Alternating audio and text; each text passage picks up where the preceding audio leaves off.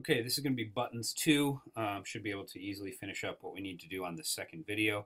I'm going to go to step 21. It says on the home layer, insert on the home layer scene, or sorry, the home scene, insert 2 layers. Name one red ball button and the other green ball button.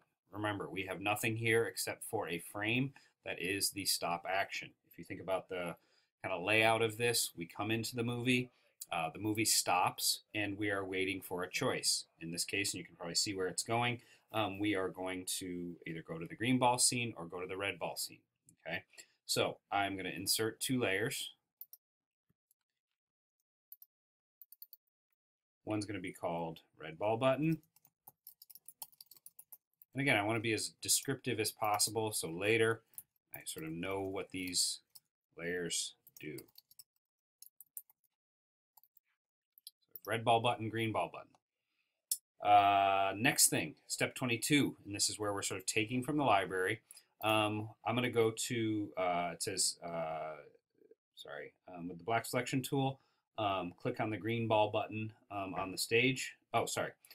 Step 22, which I skipped. Drag the go to green ball button onto the stage of the first frame of the green ball button. Okay, so we're sort of all over the place when it comes to naming these things. So I'm going to go to green ball button, the layer. I'm going to go find its button and put it on the stage. Okay, I'm going to use the black selection arrow to position that. I'm going to then do the same thing with the red ball button. Apologies, I skipped ahead there. So that was step 22. I have, if you can see now, I have keyframes. That means sort of something's happening in that frame. Okay. Now, this is where it sort of gets tricky in terms of the code. Okay, so I would watch carefully. With the black selection tool, click on the green ball button on the stage. Okay. It says go to Window, Code Snippets. Code snippets are different from, and I'll sort of relate it to the stop. When we did the stop, we sort of manually typed in probably the most simple bit of code in Flash, which is stop. Okay. What we're doing here is we're attaching what's called a code snippet, and a code snippet is kind of what I call a pre-packaged bit of code. If you're not horribly familiar with ActionScript, you can sort of choose these snippets that are already sort of made for you. Okay, so it says click on the second folder. Well, we're going to go to ActionScript. So we go to ActionScript first, and timeline navigation. Okay, it says a set of choices will appear below. Double click on the one called click to go to scene and play. Okay, so it's the last one here. It says click to go to scene and play. Okay, you're going to sort of see what's going to happen here. So it says the selected symbol requires an instance name. Flash will create an instance name before applying the code. This is fine. What it's doing is it's sort of creating what an instance is the fact that we're using a button over here that might be used multiple times. An instance is kind of a unique name for this thing, and you'll see where it is when we come to this bit of script that sort of just names that instance of it. I hope that makes sense in terms of we could, for instance, use the red ball or the green ball multiple times, but the instance is the time it's being used on this stage. We want to hit OK, and we get all this gobbledygook. So I'm going to sort of spread this out here. A couple things about this. This is the gray writing you see up here is what is called comments. They're denoted by these slashes. They're basically what I call plain English, and it's great in Flash because they give you instructions. It says, here's click to go to play and click to go to scene and play. And it says clicking on the specified symbol plays the movie from a specified scene and frame. Instructions: replace scene 3 with the name of the scene you would like to play. Replace 1 with the frame number you would like to play. This is sort of, plain English instructions on what this thing is going to do. Okay, down here is the code. Okay, be thankful we don't have to write all this every time, and we can use these snippets to sort of get things done. First and foremost, you're going to see this button 1. That's the name of the instance. Okay, there's all this other stuff. There's what's called an event listener. It's listening. It's called listening for something to happen. In this case, it's a click. And it's basically, I'm going to go down here to the important thing. Go to and play, and then we have a 1 comma scene 3. Okay, the 1 represents the frame number. You could go to any frame in any given scene, and the scene represents basically what scene we want to go to. I believe, and I got to check. I believe I did the green ball button. So what I want to do is go to the green ball scene. Okay. What I need to do, and I'm going to sort of move this, I got to remember what that scene is actually called. It's called green ball. Okay. This is where we have to type it exactly. Okay. If you don't type it exactly as it is called in the scene, so I have green ball, I went and checked that that was what that was called. If it's not capitalized correctly, it's not going to sort of go to the right place. Okay. So right now I have a script attached to that green ball button that says go to and play the first frame of the green ball scene. Okay. This is something to sort of get to know, but we don't have to know exactly what all these bits of code mean. Okay. Now, let's see here.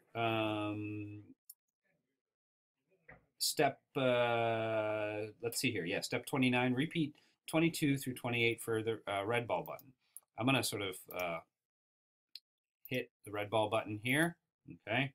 And I am going to, let's see here, just make sure I follow the instructions. I'm going to go to Window, Code Snippets.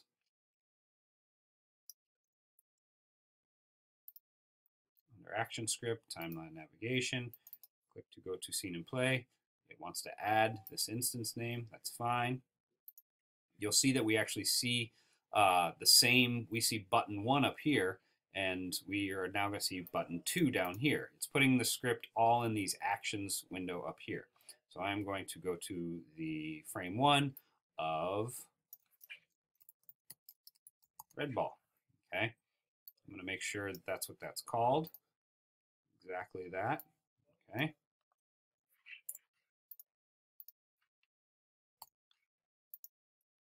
I'm going to close this out. Okay. Now, each of these buttons now has a bit of script that's attached to them. That script lives in this actions window up here. If we want to go to take a look at that, we can go to Window Actions. You'll see that I have that particular layer highlighted, and we see right here, we see our button 1, okay, and this is going to go to green ball. And down here, we have our button 2, which is going to go to red ball, okay. So we've set this all up. Using actions can be kind of tidy. We have a lot happening in basically one frame here, okay? Now, what I want to do is I actually want to sort of test this right now and sort of see what's going to happen, okay? I know we don't necessarily have that in the step-by-steps, but I want to sort of see that this is happening correctly, okay? So I'm going to Control Test Movie, and this says go to green ball. I go to green ball. I'm going to come, and it goes back, and that's the beginning of the movie. And this time I'm going to go to red ball, and you're going to see something happen there. Whoops, I go to green ball too, okay? This is the last bit of thing we have to test, or we have to fix. You'll see that my buttons are working. Go to green ball, goes to green ball and goes back to the beginning, home, and it stops because there's a stop script there. Go to red ball, goes to red ball, and then it goes to green ball. That's not right, okay? What we have to do is fix that. And the idea is, if you look at your scenes here, if we're at home and we go to red ball, Flash immediately goes to green ball because it's right after it. Green ball looks to work correctly because when we're at home, we kind of skip red ball because the script says go directly to green ball. And then when it gets to the end of this, it goes back home again. If you just think of these 3 scenes as a very linear thing, that makes sense, okay? That's why starting with step 30, I have an adding a short go to and play script. So it says go to whichever scene is your second in the movie. Okay, in this case, it's my red ball scene. And insert a keyframe on the very last active frame of the scene. In this case, it's going to be frame 60. I'm going to insert a new layer called Actions. That's my step 31. And I'm going to insert a keyframe here. I Control-click there. And it says open the actions panel. And this time we're going to actually type something. And I've put this script in there. You can basically copy and paste that if you'd like, as long as your scene is named home as well. And it says type in, go to and play. We have to do this exactly as I have it. I'm going to do 1. That's frame 1. And I'm going to go to home. Okay, that has to look exactly like that. You might have noticed that there's some sort of color coding that happens. I know that if I don't type this correctly, those colors aren't going to sort of be as they are here. You'll notice that here it's black. When I sort of type in something that is basically correct, you'll see that it changes to blue, and in the scene case, it's going to be green. Okay. What we're doing here is we're adding a bit of script at the end of the second scene that allows it to basically go back to home. Okay, so I'm going to close this out. We don't have to save or anything like that. Now it says save and test the file. So let's just save there. So let's test this. Let's test it now. I'm going to go to green ball. I'm going to go to red ball. I might have to save this. Nope, it works. So now we don't see that sort of doubling or seeing the red ball go directly to green ball. Okay, so our movie is working. Everything goes back to home. Okay, the idea with your project is you use this. This is a requirement of Project 2.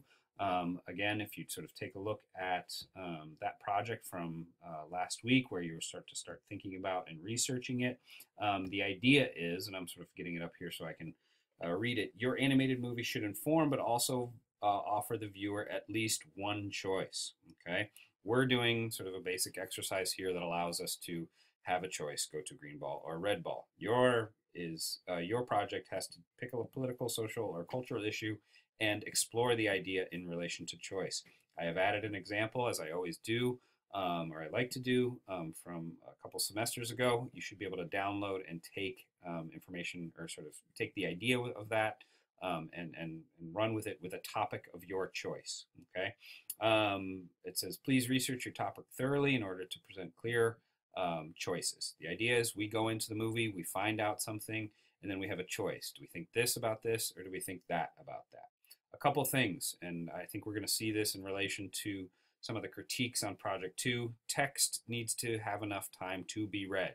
Okay, a lot of times people think when they're making their movie that their text is just fine. It's because they know it. Grab a friend, a neighbor, a brother, a sister, a mom and dad. Say, hey, do you have enough time to read this? Also, potentially use buttons to let someone move to the next bit of text or information on their own. Simple next buttons, arrows, things that indicate us, allowing us to move from one spot to another. Okay. Any questions, concerns, feel free to email me. Both of these, this exercise as well as your projects, are due Monday next week.